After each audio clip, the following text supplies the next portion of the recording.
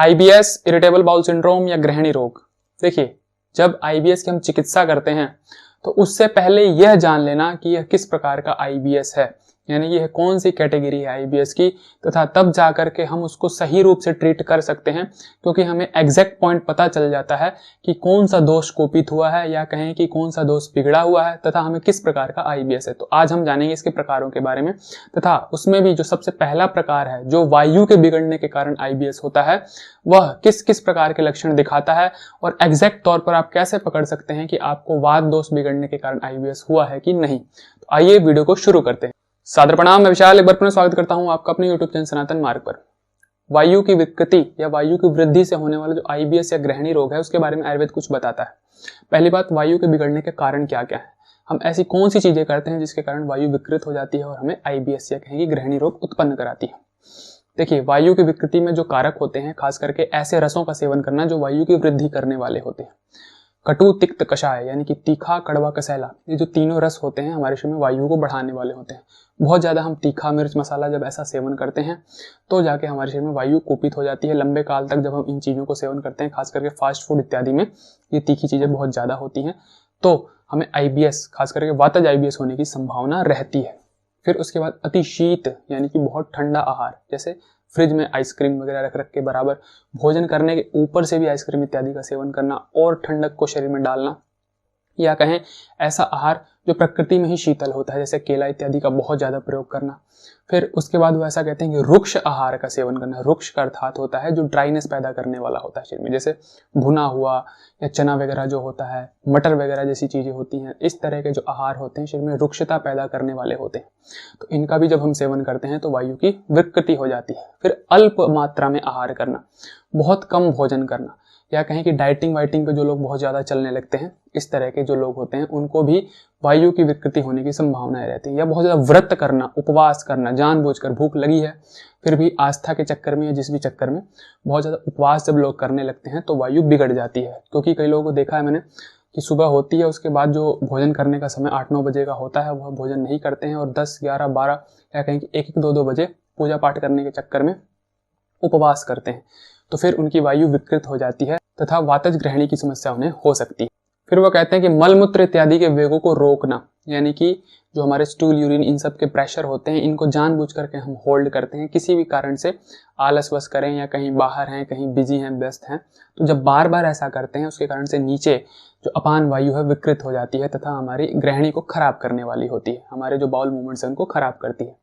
फिर उसके बाद मार्ग गमन अधिक करना, बहुत ज्यादा पैदल चलना या बहुत ज़्यादा चलने वाले कार्य करना, इस तरह की जो चीज़ें होती हैं। फिर उसके बाद मैथुन कर्म यानी कि सेक्सुअल एक्टिविटीज़ अपनी सीमा से, क्षमता से ज़्यादा करना, तो यह भी वात को दूषित करने वाला होता है तथा हमें वातज आईबीएस करने वाला होता है। फिर बात करते हैं इसके लक्षणों की, तो उसके अंदर महर्षि ऐसा कहते हैं कि जो भोजन किया हुआ अन्न है बड़ी कष्टपूर्वक पचता है, यानी कि बड़ी समस्या होती है उसको पचने में, बहुत लंबा काल लेता है, बहुत लंबा समय लेता है, तथा दुख पूर्वक यानी दर्द इत्यादि होते हुए, यानी मूवमेंट्स बहुत ज्यादा, गुड़गुड़ाहट होते हुए, इस तरह की चीजें होते हुए उसका पाचन होता है। तथा अन्न का पाक आम्लिक होता है, यानी कि जब वो पच जाता है तो एसिडिक बहुत ज्यादा हो जाता है। फिर उसके बाद वैसा कहते हैं कि बॉडी में खरता उत्पन्न हो जाती है, यानी कि रुक्षता, ड्राइनेस उत्पन्न होने लगती है, क्योंकि वायु की वृद्धि होगी तो उसका नेचर ही ड्राइनेस पैदा करना है,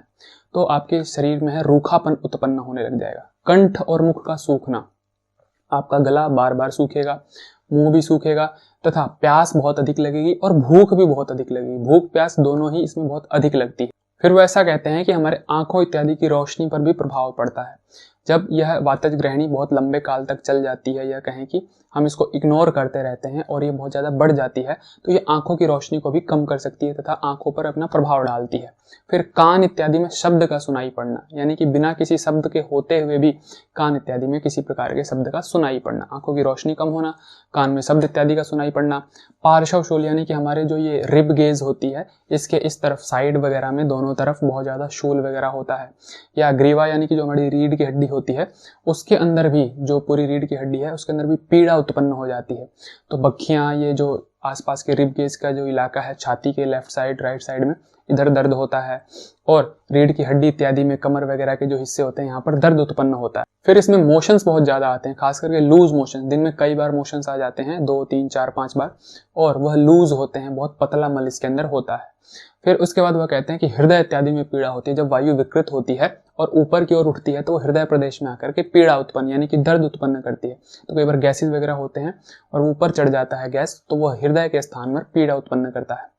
फिर उसके बाद वह कहते हैं कृशता यानी कि शरीर टूट जाता है, दुर्बल हो जाता है, घट जाता है, वजन आपका घटने लगता है। धीरे धीरे जब आईबीएस लंबा चलता है तो आपके वजन को घटाने वाला होता है। शरीर में दुर्बलता यानी कि शक्ति को हटाने वाला होता है, आपके शरीर की ताकत को घटाने वाला होता है। आपका जो स्टेमिना होता है, पावर होता है, शरीर का कार्य करने की क्षमता होती है, वह सभी की सभी घट जाती है तथा शरीर का वजन भी घट जाता है। फिर उसके बाद मुख में कड़वापन, जो मुख का इलाका होता है यानी कि मुख का जो टेस्ट होता है उसके अंदर आपको कड़वापन महसूस होगा। स्वाद जो होता है कोई नॉर्मल नहीं लगेगा। कई बार किसी को मीठा लगता है या किसी के मुख में खट्टापन बना रहता है, लेकिन जो वातज ग्रहणी होगी उसके अंदर कड़वापन मुख के अंदर बना रहेगा। गुदा प्रदेश में यानी कि जो हमारा एनस मार्ग है यानी कि मल मार्ग है उसके अंदर दर्द होगा खास करके मल इत्यादि त्याग करते समय, अन्यथा वैसे भी वहां पर दर्द होने की संभावना रहती है। फिर वो ऐसा कहते हैं कि सभी रसों से परिपूर्ण भोजन खाने की इच्छा होती है, यानी कि जो टेस्टीज होते हैं अलग अलग, मीठा खट्टा नमक इस तरह का, हर तरह का व्यक्ति भोजन की डिमांड करता है, उसकी इच्छा होती है। थोड़ा बहुत जब वो भोजन कर लेता है यानी कि भोजन करना शुरू करता है, थोड़ा बहुत भोजन करता है, पेट में भोजन जाता है तो उसको थोड़ा बहुत आराम मिलता है उस समय जब वो थोड़ा भोजन कर लेता है, लेकिन फिर वापस से वही समस्या थोड़ी देर बाद स्टार्ट हो जाती है। और भोजन के पचने के काल में, जब भोजन पच रहा हो या पच जाने के बाद, खास करके जब वो भोजन खाता है उसके थोड़ी देर बाद पेट में अफारा या ब्लोटिंग, सूजन, गैस वगैरह का बहुत ज़्यादा बनना, पेट फूलना, इस तरह की समस्या उसको शुरू हो जाती है।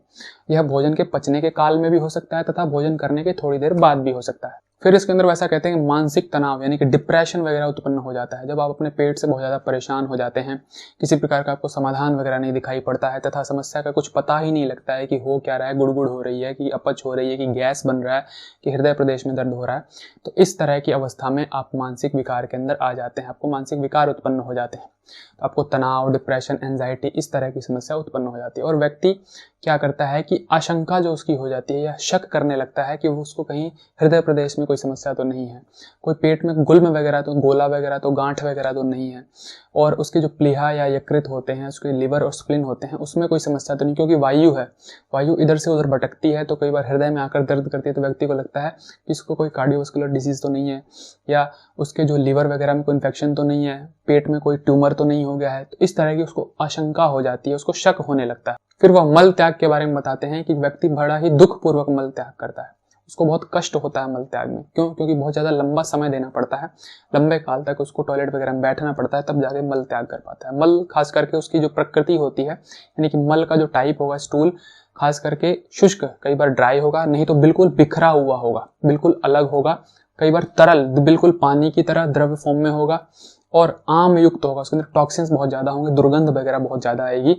तथा उसके अंदर फेन होगा, झाग वगैरह, और शब्द युक्त होगा, शब्द अर्थात कि गैसेज वगैरह के साथ, बहुत तेज आवाज़ वगैरह के साथ, इस तरह से मल बिखर करके पास होगा। तो ये जो मल की जो प्रकृति होती है वातज ग्रहणी के अंदर बताई गई है। उसको श्वास कांस के भी रोग हो सकते हैं, रेस्पिरेटरी ट्रैक डिसऑर्डर हो सकते हैं, खास करके दम का फूलना, सांस का फूलना, इस तरह की समस्या, या खांसी वगैरह, ये भी समस्या धीरे धीरे आगे चल के उसको लग सकती है। इस प्रकार से आप पहचान सकते हैं कि आपको ये वातज ग्रहणी हुई है कि नहीं। ये सभी सिम्टम्स या कहीं किन में से बहुत कुछ सिम्टम्स, अगर शुरुआत होगी तो बहुत कम सिम्टम्स, बहुत समय हो गया होगा तो इसमें से अधिक सिम्टम्स आपको दिखाई पड़ सकते हैं। ऐसा नहीं है कि सभी के सभी सिम्टम्स आपको ही दिखाई देंगे,